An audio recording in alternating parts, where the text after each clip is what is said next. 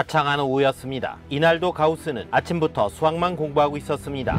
갑자기 나타난 아버지가 가우스를 보더니 싸다구를 갈깁니다. 하라는 노가다는 안 하고 수학을 공부해? 아버지는 우주 대천재의 싹을 밟아버립니다. 오래 기다리셨습니다. 드디어 수학의 고! 가우스 일대기입니다. 오늘 나갈 내용 잠시 보여드릴게요. 예고편. 공장님은 나의 영웅, 정수로는 수학의 여왕,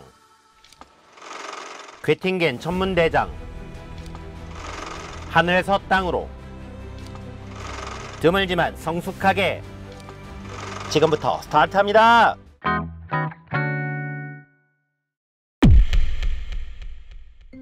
오늘의 주인공은 카를 프리드리히 가우스입니다.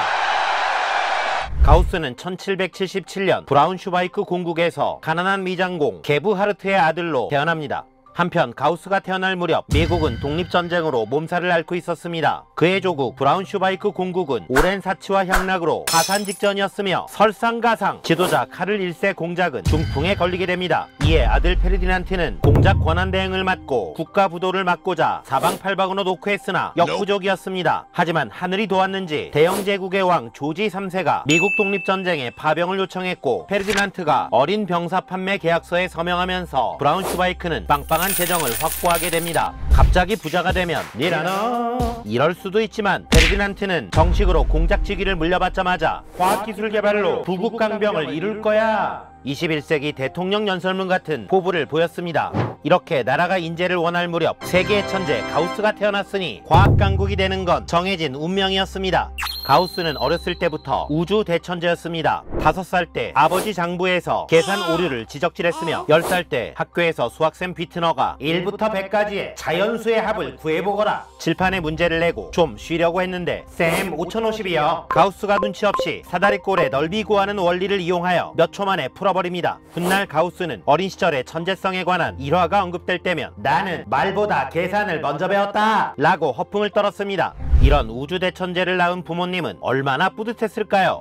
화창한 오후였습니다. 이날도 가우스는 아침부터 수학만 공부하고 있었습니다. 갑자기 나타난 아버지가 가우스를 보더니 싸다구를 갈깁니다. 하라는 노가다는 안 하고 수학을 공부해? 우주 대천재의 싹을 밟아버립니다.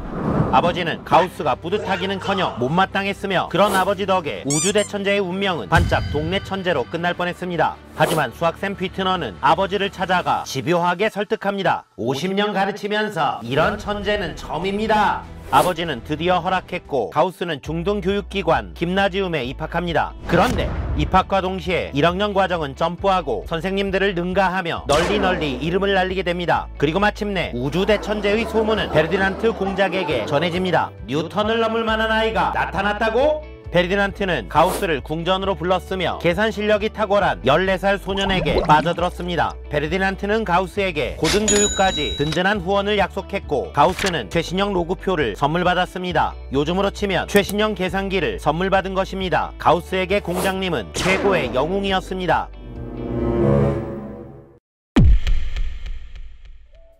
페르디난트를 만난 이후 가우스는 15살의 나이에 공장님의 궁전이 바라보이는 카롤링 학교에 진학하여 수학에 푹 빠져 지냅니다. 공장님은 물심양면으로 지원했지만 가우스의 꿈은 괴팅겐 대학에 진학하는 것이었습니다. 지금이야 브라운슈바이크에서 괴팅겐은 같은 독일 내에서의 이동이지만 작은 공국시대였던 당시에는 K리그에서 키워놨더니 해외리그 진출을 꿈꾼 것입니다. 페르디난트는 섭섭했지만 자네 큰 물에서 최고가 되어야 하네. 통큰 결정을 했으며 지원금을 따따블로 올려줍니다. 그리고 마침내 1795년 18살의 가을에 가우스는 꿈에 그리던 괴팅겐에 입성합니다.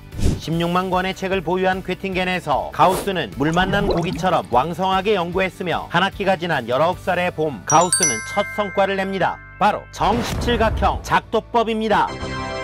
이는 고대 그리스부터 내려오던 작도의 난제였는데 종이에 자와 컴퍼스로 끄적거리다 발견한 것이 아니라 애니 페르마 소수일 때 N각형의 작도가 수학적으로 가능하다는 원리를 제시한 것입니다. 참고로 17은 2의 제곱의 제곱 더하기 1, 257은 2의 제곱의 세제곱 더하기 1이라서 정 17각형의 자매품 정 257각형도 작도가 가능합니다. 괴팅겐에서 3년의 시간을 보내고 공장님께 보답하고자 브라운슈바이크로 돌아온 가우스는 정수론에 집중합니다. 1801년 24살에 출간된 산술 연구는 정수론의 역대급 저술로 정수론을 수학의 중심으로 끌어올렸습니다. 특히 시계 계산법으로 불리는 모듈러 산술로 가우스는 정수론의 많은 이론을 만들어냈습니다. 모듈러 산술이란 나머지가 같은 두 수를 같다고 보는 것인데 시계에서는 1시와 13시는 같은 시간입니다. 또한 2차 상호법칙도 모듈러 산술의 대표적입니다. 황금정리라는 별명을 가진 2차 상호법칙은 가우스가 8가지 방법으로 증명했으며 오늘날 암호학에 사용됩니다. 가우스의 인생작은 대수학의 기본 정리입니다. 이 정리는 달랑베르, 오일러, 라그랑주, 라플라스 등 기라성 같은 선배들이 도전과 오류를 반복했는데 가우스가 마침내 증명에 성공하며 방정식 역사에 한 획을 그었으며 이를 인정받아 브라운슈바이크의 헬름슈테트 대학에서 박사학위를 받으며 공장님과 기쁨을 나눕니다.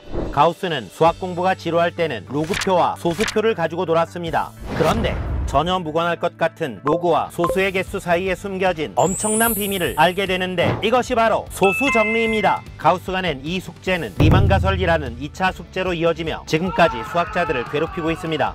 가우스는 수학은 과학의 여왕이고 정수론은 수학의 여왕이다 라고 말했습니다. 20세기 말 정수론은 디지털의 중심으로 다시 부상합니다. 가우스가 없었다면 21세기는 여전히 아날로그 세상이었을 것입니다.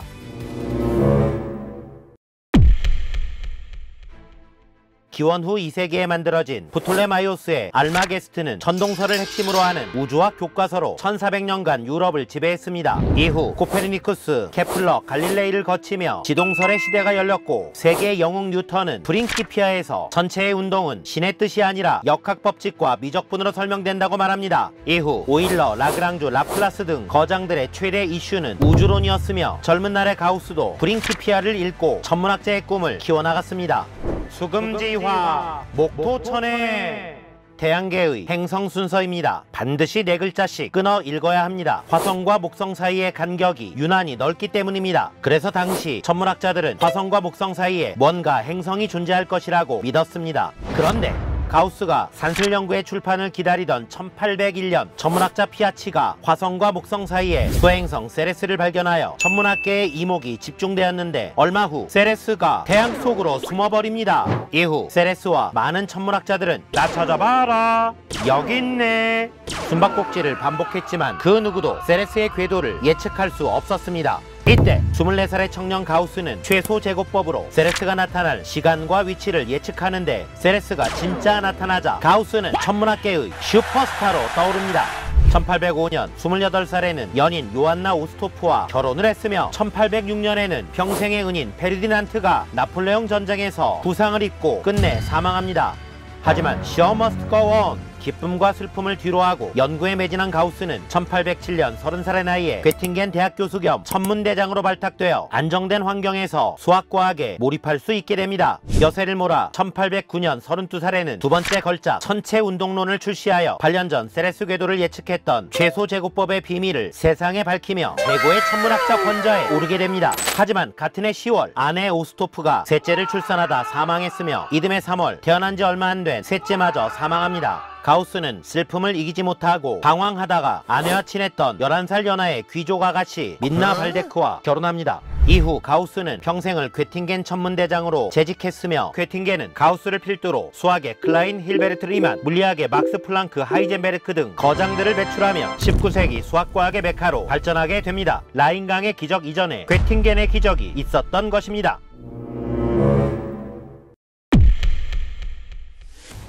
천문학 연구가 지루해진 어느 날 가우스는 지구도 모르면서 우주를? 천재의 호기심이 하늘에서 땅으로 내려온 것입니다.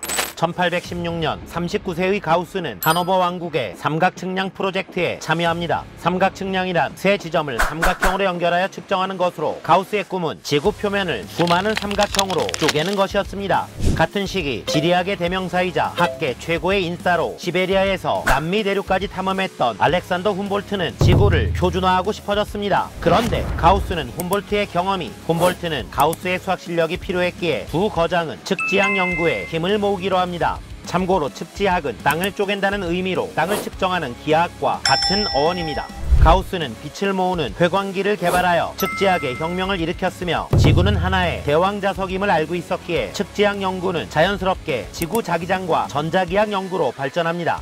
프로 엔잡러로 눈코 뜰 수 없었던 가우스는 훔볼트의 소개로 조교쌤을 소개받는데 이분이 훗날 전자기학의 개척자 중 한 명인 빌헬름 베버였습니다. 천재들이 뭉친 성과는 무시무시했습니다. 전신기를 발명하여 괴팅겐과 관측소를 연결했고 관측소에 자기 기록계를 만들었으며 자기 학회를 설립하여 지구자기를 표준화합니다. 한편 전자기학의 대명사는 맥스웰입니다. 맥스웰은 전기와 자기, 빛의 삼각관계를 수학적으로 풀어낸 역대급 물리학자이며 과학자가 뽑은 가장 아름다운 수식 1위로 맥스웰 방정식이 꼽히곤 합니다. 그런데 맥스웰이 제시한 4개의 방정식 중 첫 번째는 전기장의 가우스 법칙, 두 번째는 자기장의 가우스 법칙입니다. 이게 바로 전자기학에서 가우스의 위상입니다. 오늘날 사용하는 CGS 단위계는 가우스가 제안하였으며 이 중 가우스라는 단위는 자기장의 단위입니다. 가우스의 공면 연구는 비유클리드 기하학을 발전시켰으며 훗날 리만의 미분기하학과 아인슈타인의 상대성 이론으로 뻗어나갑니다.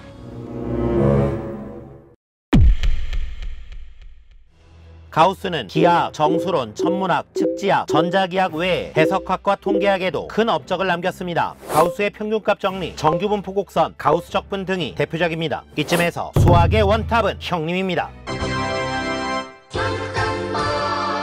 하지만 어떤 분은 교과서에 많은 기호를 만들고 866편의 엄청난 논문을 남긴 오일러의 이름을 꺼내며 논쟁을 벌일 것입니다. 가우카 셋 마추라, 드물지만 성숙하게. 가우스가 이 논쟁을 거부합니다. 수학평론가들은 스케일과 완성도에서 가우스의 손을 들어줍니다. 가우스의 제자로는 리만, 데데킨트 등이 있는데 제자마저 드물지만 최고를 남겼습니다.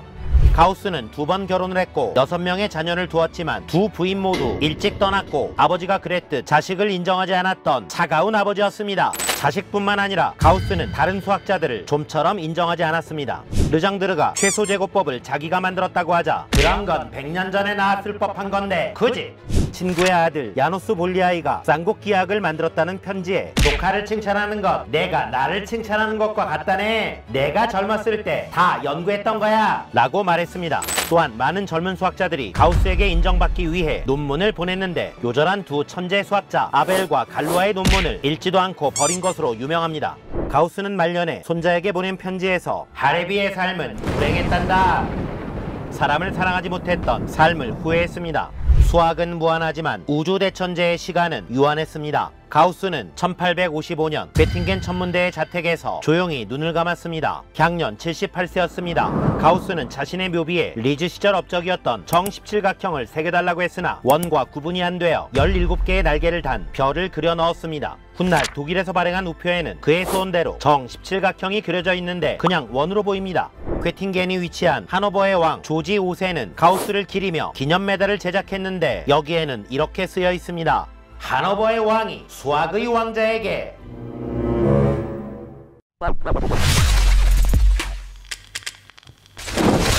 피자는 원을 여러 개의 부채꼴로 나눈 것입니다. 부채꼴 모양의 피자 한 조각을 들어보세요. 앞으로 말면 먹기가 힘든데 옆으로 말면 편하게 먹을 수 있습니다. 가우스 선생님, 여기에 수학이 들어있다면서요?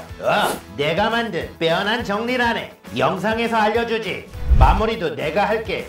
구독과 좋아요 눌러야 수학을 잘할 수 있는 게야. 지금까지 저 친구 베티였네. 바이.